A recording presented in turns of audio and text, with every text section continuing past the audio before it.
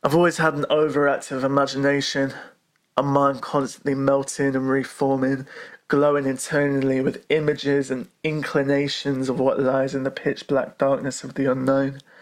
I often think about the necessity of storytelling in our lives, from the common myths and legends found throughout the scope of human history to the media weaving tales of fear and hatred, stamping bright red propaganda onto the surface of your brain.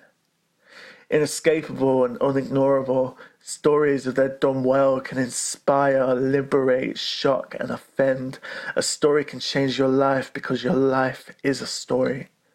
On multiple different levels, from our personal lives to the very metaphysics of the society in which we live, we are at some point along the character arc.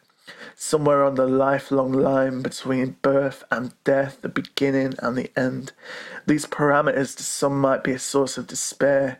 The very concept of nihilism states that if our circumstances are so grave, if we are doomed to the Sisyphean task of eternally holding the collective weight of the darkness and the evil that lies in each of us, surely it would be better to cast that weight and with it ourselves back into the howling void from whence we came.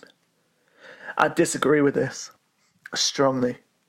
Having experienced situations and events that you could describe as hellish, I can better appreciate the good in people and in the world. To fully appreciate love, you must have felt hate. To fully understand peace, you must feel the anxiety and the fear. You must face it, look it dead in its dingy, dangerous eye and claim your right to live. Because after all, it's yours. The Native Americans believed that everything was a part of everything, a whole. The rivers, trees, mountains were not commodities, but deities reflecting the divine within us. That each of us, small as we are and small as they were, primitive and sacred, warmed around the fire beneath the infinite cosmos, billions of stars in an ocean of night. I wrote a short film called Look Up, and that was about a young aspiring artist struggling with depression and self-doubt who meets a young woman who is optimism personified, someone who sees the beauty and the poetry in everything and stays positive despite their own issues. At the time I wrote Look Up, I was very sick mentally, and it was a real effort pouring my heart and soul into making it because I believed I had to come up with a solution to this problem of nihilism versus optimism through storytelling. In the end, the film ended on the look up of the title, symbolising that if you set your sights on the positive and the good, just having that higher ideal is enough.